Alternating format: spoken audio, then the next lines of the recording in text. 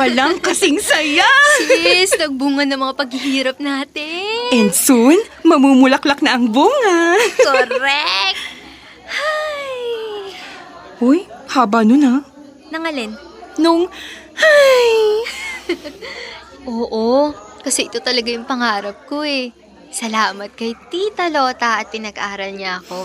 swerte mo nga eh. Maaga kang naulila pero sinalo ka ng tita mo. Napakaswerte ko talaga. Actually, di ba, dalawa silang tita ko. Tumutulong din yung isa pa minsan-minsan. Pag may mga project tayo, nagpapadala rin siya. Eh, nasa na pala yun? Nasa Dubai ba? Abu Dhabi, di siya dun. Eh, sino yung nasa Dubai? Pinsan ko yun. Ah, anong trabaho niya dun? DH din. DH din? Nasa lahi niyo ba yung mag-DH? Ay nako, kung joke yung sinasabi mo, mapapahiya ka. Kasi oo, halos lahat ng babae sa pamilya namin, DH. Ano, magdi-DH ka din? Kaya nga ako nagsunog ng kilay, di ba? Para maiba naman. Paano kung may kumuha sa'yo para mag-DH, payag ka? Hindi. Paano kung malaki ang sweldo? Payag ka? Hindi pa rin. Paano kung pamanahan ka ng prinsipe ng Brunei para mag-DH ka sa kanila? Payag ka? Kailan ba yan? Ay, teka. Anong plano mo? Di kunin na yung toga sa patahian para makagraduate na bukas. Hindi yon. After graduation, anong plano mo? Huwag mong sabihin kakain, sasabunutan kita. Aray naman. Oh, kita mo kung gaano kasakit ang sabunot ko? Salita pa lang napapaaray ka na. Gusto mo totohanin ko? Bruwa ka talaga. Joke lang yon. So, ano nga plano mo? Well, gusto ko sana mag-aral pa. Mag-shift ako ng 4-year course since natapos na natin yung 2 years. Di 2 years na lang paglipat ko ng Bachelor of Science in Office Administration. Isipin mo, bukas may certificate na tayo. Tapos after 2 years pa, may diploma na ako. Ikaw, anong plano mo? Since yan ang balak mo, balak ko na rin yan.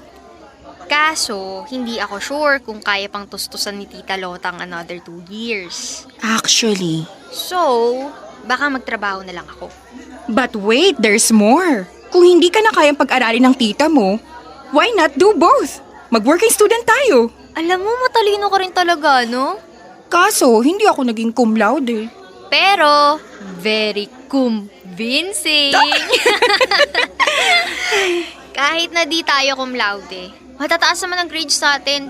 Palag na yun sa resume. Ay, mismo. Kaya tara na sa patahian ng masukat ang toga. Hindi natin pwedeng isukat. May kasabihan, hindi matutuloy ang graduation. Luka-luka ka. Sa kasal lang yun. Ay, ganun ba?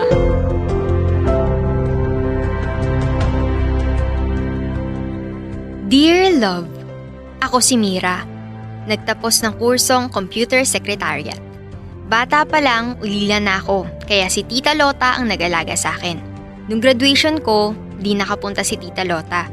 Siguro, tinamad ng bumiyahe galing probinsya pa Maynila. Total nandun naman si Margat ang pamilya niya, na parang pamilya ko na rin. Sa kanila nga pala ako nakatira, nang libre. Nung una, sabi ko, mag-aabot ako ng konti para sa pagkain. Pero hindi din tinanggap ng magulang ni Marga. Matapos ang graduation, nagpaalam muna ako kila Marga na uuwi sa amin. Sabi ni Marga ay susunod daw siya para makilala niya naman daw ang Tita Lota ko. Ganon kami ka-close ni Marga.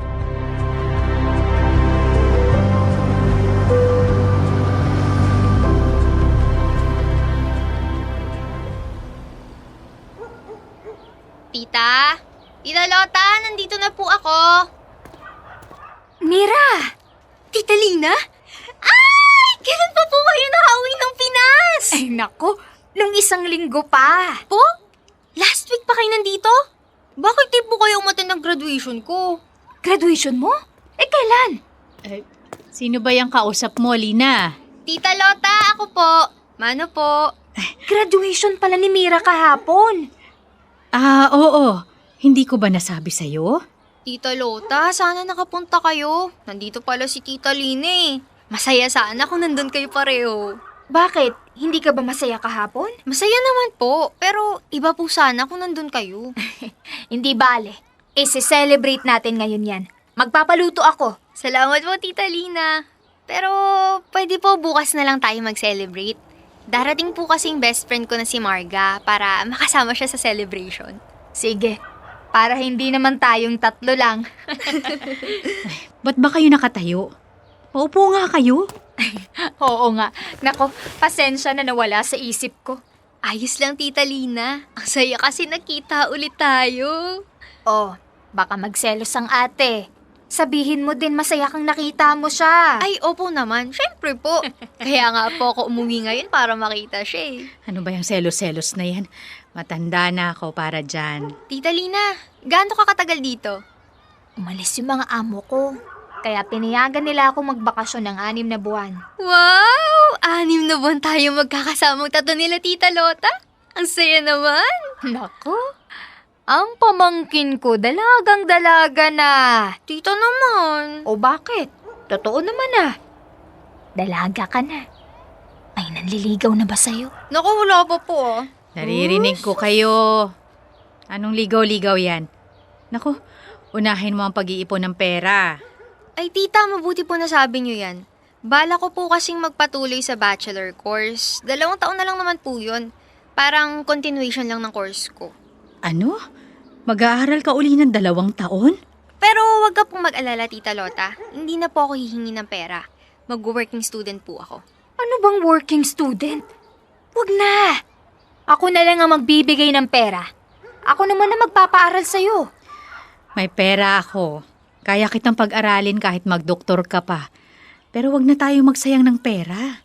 Tita, hindi po masasayang yung pera pag nagkatrabaho na ako. Hindi na. Bilang matanda na ako para mag-DH, ikaw na pumalit sa akin.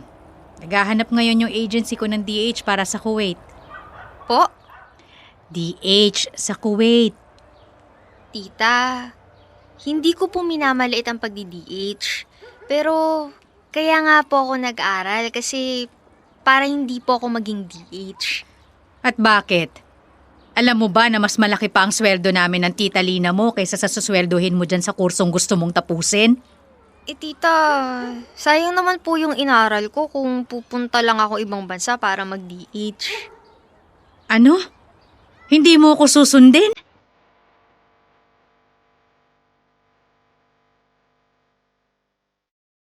Para akong naipit sa nag-uumpugang bato. Nagpursige ako mag-aral at magtapos kasi iba ang gusto kong gawin. Hindi ako against sa pagpunta sa ibang bansa para maging DH. Pero kung meron namang choice, syempre mas pipiliin ko yung iba naman. Kaya kong pagsabayin ang pag-aaral at pagtatrabaho. Kaso, hindi ko kayang pagsabayin ang pangarap ko at ang kagustuhan ni Tita Lota. Hindi ko alam kung anong gagawin ko noong mga oras na yon. Kung paano ko ba paliliwanagan si Tita.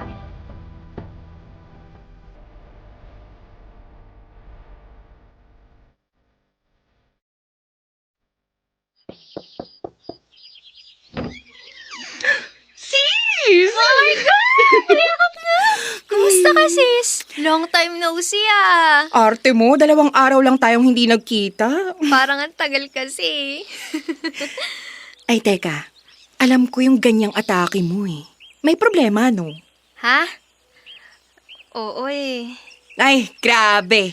2 days lang tayong di nagkita, may problema na. Oh, spill the tea. Teka, akin na muna yung bag mo. Lapag ko muna dito, tapos dun tayo sa labas. Ay, dumating tita Lina mo? Ang saya naman. Oo, magpapakain nga sana siya kahapon eh, kasi nalaman niya na graduate na ako. Sabi ko, ngayon na lang kasi darating ka. Para may kasama naman kaming mag-celebrate. Dito tayo sa may maliit na kubo. In fairness, ang ganda naman dito sa inyo. Anyway, hindi alam ng tita Lina mo na graduate ka ng isang araw? Long story, pero hindi yun ang problema. Ay, hindi pa yun. Pupunta na ba tayo sa exciting part? Nakakainis ka naman, puro ka biro. Eh kasi naman kitang-kita sa mukha mo yung bigat ng sasabihin mo. Ayokong maiyak kaya pinagaan ko lang. Hindi naman nakakayak tong kwento ko. Nakaka-bother lang. OMG. Lalo akong kinakabahan dyan ah. O sige, continue. Gusto ng Tita Lota, mag-DH din ako. What? Huy, boses mo. Ay, sorry. Nasa probinsya ka. Dito, kahit bulong, naririnig kasi tahimik ang paligid. Eh kasi naman, bakit ka pinagdi-DH? Pinag-aral ka niya tapos gusto niya magtrabaho ka ng malayo sa kurso mo? Yun nga eh. Kasi yun daw ang dapat. Yun daw ang tama. Kasi sa pamilya namin, halos lahat ng babae DH. Yung iba, kung di nag-asawa at kinuha ng asawa, iba naman namatay na. Ano ba yan? Ang morbid. Oo, pero yun ang kwento. So, itong bayan nyo ay bayan ng mga DH. Parang gano'n na nga. Grabe. Naalala ko tuloy yung isang episode sa isang horror movie. Yung buong bayan, puro aswang. Hindi kami mga aswang, loka-loka. Pero puro kayo mga DH. What if, kaya mo ko inimbita dito para gawin ding DH? Visit ka talaga. Anong masama sa pagiging DH? Ay, sorry po, nagulat po ako. Tita Lota, si Marga po. Siya po yung best friend ko. Hi, Marga. Ako si Tita Lina. Hi po, tita. Hindi nakakatawa na gawing biro ang pagdi-DH ha. Tandaan mo yan. Lina, tara na sa loob ng bahay. Pasensya ka na sa ate ko, ha? Ganun lang yon. Lina! Nandyan na! Galit ata, tita Lota mo. Uwi na kaya ako. Baliw. Hayaan mo lang siya. Nandito naman kami ni Tita Lina. Tara, pasok na tayo. Papakita ko sa'yo kwarto ko. Tara na! Hindi ka kakainin ni Tita Lota. Nakakainis ka. Bad joke yan, ha?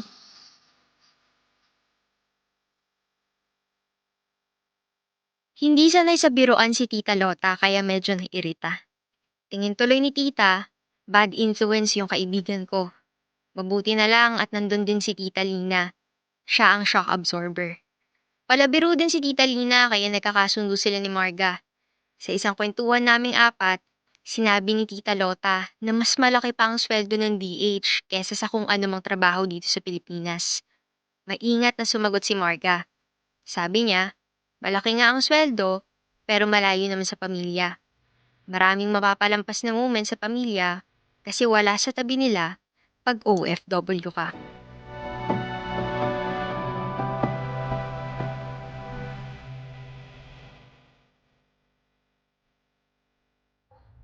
Iwan nyo na yung mga pinagkainan nyo at ako na ang maghuhugas.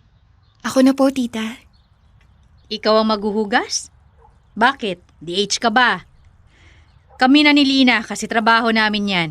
Ate, hindi naman ganun ang ibig sabihin ni Marga. Tita... Huwag ka nang magsalita, Marga. Ikaw, Mira, tutulong ka bang maghugas? Kaisa ka ba sa mga DH o sa mga matataas ang pangarap? Tita, wala pong masamang ibig sabihin si Marga. Ikaw ang tinatanong ko. Magdi-DH ka ba gaya namin o hindi? Ate, bigyan natin si Mira ng panahon para pag-isipan yan. Hindi naman pwede na biglang magdesisyon siya. At ano pa ang pag-iisipan niya? Oo, hindi lang naman ang sagot sa tanong kung magdi-DH ba siya o hindi. Ate, Tumahimik ka na, Lina. Tita, mahal ko po kayo. Mataas po ang respeto ko sa inyo. Nare-respeto ko rin po yung pagiging DH at lahat ng mga nag-DH dito sa atin. Pero ang sinasabi nilang lahat, kaya nag-DH sila kasi wala silang choice. Ako po, tita, meron po akong choice. Anong choice ang sinasabi mo? Ang kursong kinuha mo? Hindi ba galing pagdi-DH ko ang pinangpaaral ko sa'yo? ate, hindi naman yung pagiging DH ang issue dito. Eh ano pala? Ang pride mo, ate. Yun ang issue dito. Ako rin ayokong mag-DH. Pero hindi ako nakagraduate ng college. Tapos lahat ng tao dito sa atin, yun ang pinag-uusapan. Gusto ko sana kahit magtinda lang ako dito, ayos na sa akin. Kasi mas gusto ko kasama ko kayo nila tatay, nanay at kuya. Pero na-pressure ako. Kaya natunaw yung choice ko at nahulog na lang sa isang pangarap. Ang pangarap na hindi naman sa akin. Bakit mo nasasabi yan? Binuhay ka ng trabaho mo. Binuhay ako. Nang pangungulila ako. Ngayon lang ako sumaya ng ganito. Dahil noon, nagsasalitan tayo sa pagdi-DH sa Abu Dhabi, kaya hindi tayo nagkikita. Tatalawa na lang tayo, ate. Wala na ang nanay. Wala na ang tatay. Si kuya din wala na. Tapos hindi pa tayo nagkakasama. Ngayon masaya ako kasi magkakasama tayo dito. Kaya sana, Huwag nating sirain yung saya. 6 na buwan lang naman, aalis na din ako. Sana mabawi ng 6 na buwan ang 20 taong pagtatrabaho ko ng mag-isa sa malayong lugar. Tita Lina. Ako na ang may kasalanan. Sige, magtulong-tulong kayo. Aakuin ko na. Pagsama-sama kayo. Ate, sandali!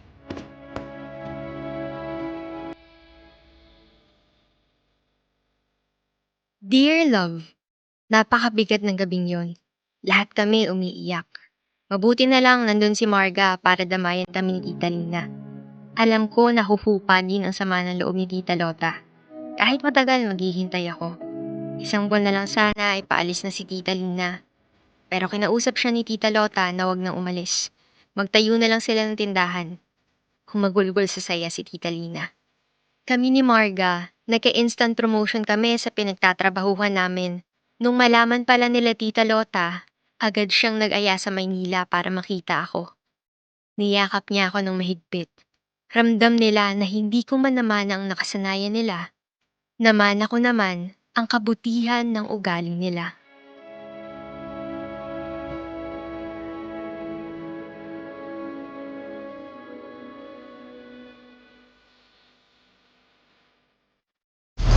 Metro's #1 Love Radio Basic!